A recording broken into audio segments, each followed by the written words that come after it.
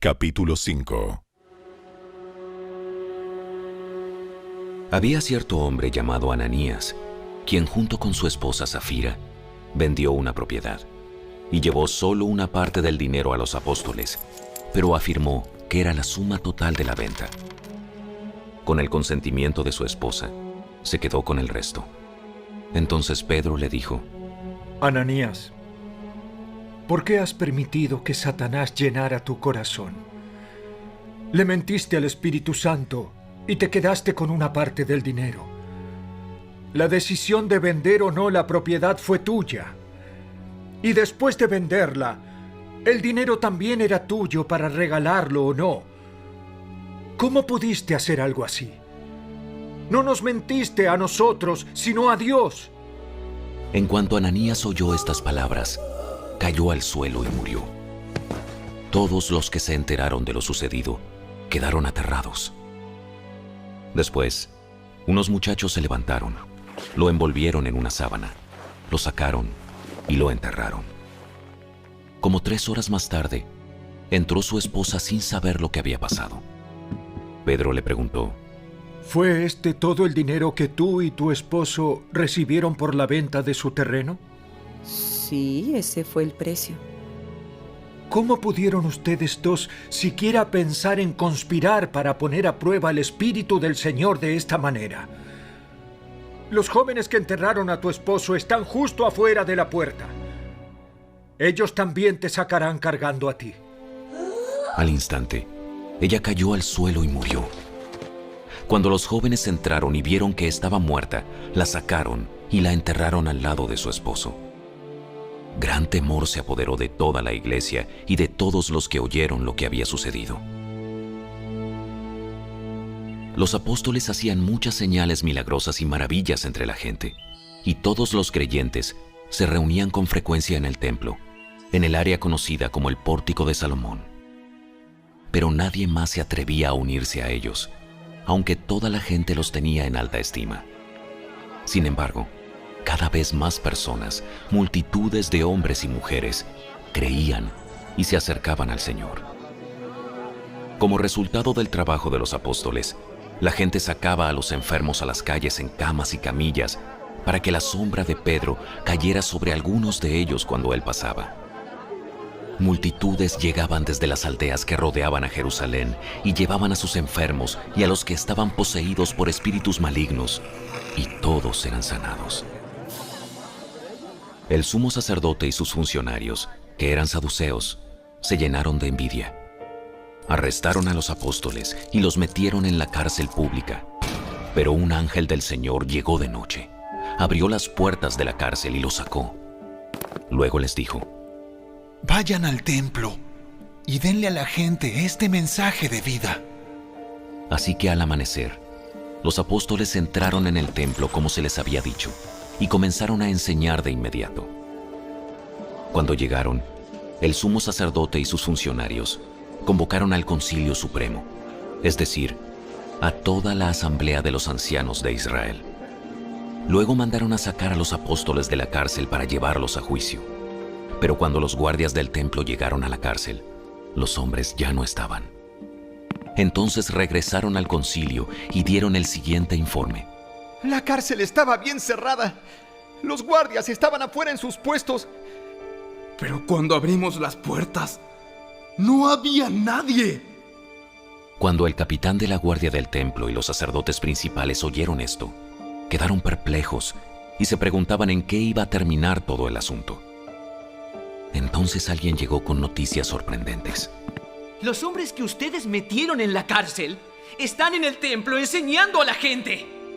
El capitán fue con los guardias del templo y arrestó a los apóstoles, pero sin violencia, porque tenían miedo de que la gente los apedreara. Después llevaron a los apóstoles ante el Concilio Supremo, donde los confrontó el sumo sacerdote. Les ordenamos estrictamente que no enseñaran nunca más en nombre de ese hombre. En lugar de eso, han llenado toda Jerusalén con la enseñanza acerca de él. Y quieren hacernos responsables de su muerte. Pero Pedro y los apóstoles respondieron: Nosotros tenemos que obedecer a Dios antes que a cualquier autoridad humana. El Dios de nuestros antepasados levantó a Jesús de los muertos después de que ustedes lo mataron colgándolo en una cruz. Luego Dios lo puso en el lugar de honor, a su derecha, como príncipe y salvador. Lo hizo para que el pueblo de Israel se arrepintiera de sus pecados y fuera perdonado. Nosotros somos testigos de estas cosas, y también lo es el Espíritu Santo, dado por Dios a todos los que lo obedecen. Al oír esto, el Concilio Supremo se enfureció y decidió matarlos. Pero uno de los miembros, un fariseo llamado Gamaliel, experto en la ley religiosa y respetado por toda la gente, se puso de pie y ordenó que sacaran de la sala del concilio a los apóstoles por un momento. Entonces les dijo a sus colegas: Hombres de Israel, tengan cuidado con lo que piensan hacer a estos hombres.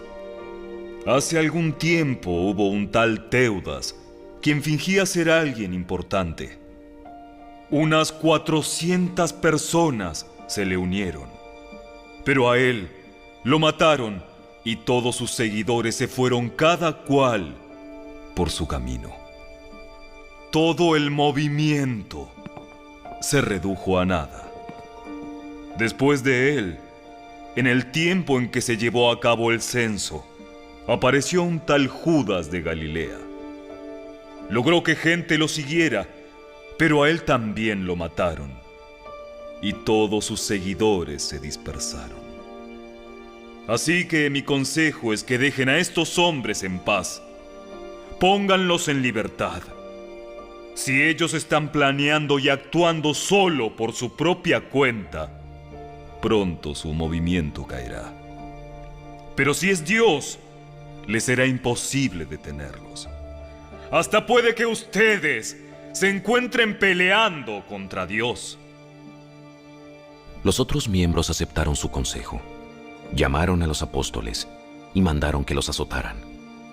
Luego les ordenaron que nunca más hablaran en el nombre de Jesús y los pusieron en libertad. Los apóstoles salieron del Concilio Supremo con alegría, porque Dios los había considerado dignos de sufrir deshonra por el nombre de Jesús. Y cada día, en el templo y casa por casa, seguían enseñando y predicando este mensaje: Jesús es el Mesías.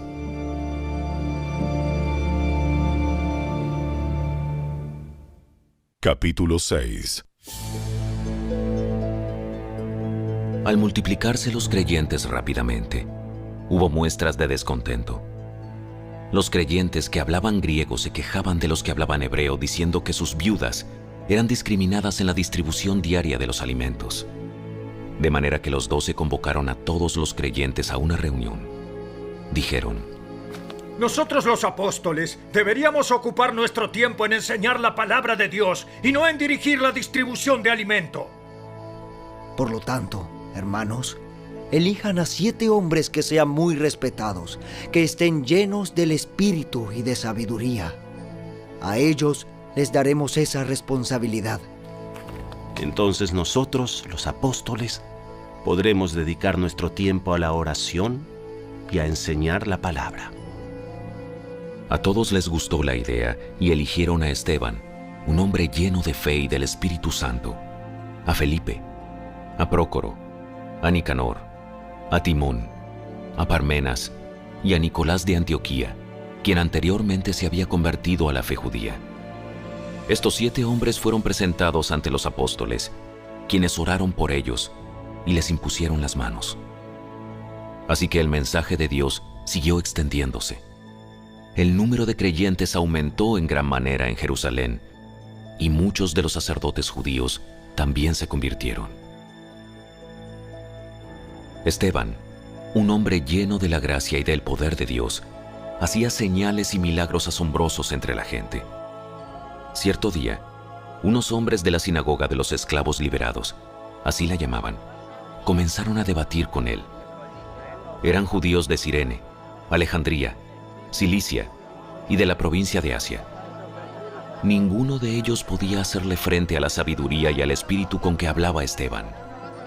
Entonces persuadieron a unos hombres para que dijeran mentiras acerca de Esteban.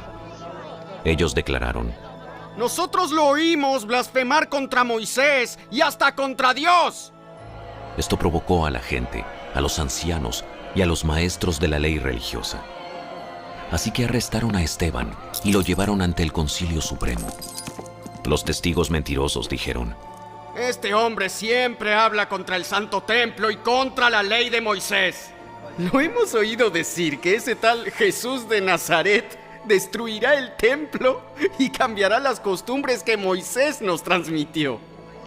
En ese momento, todos los del Concilio Supremo fijaron la mirada en Esteban, porque su cara comenzó a brillar como la de un ángel.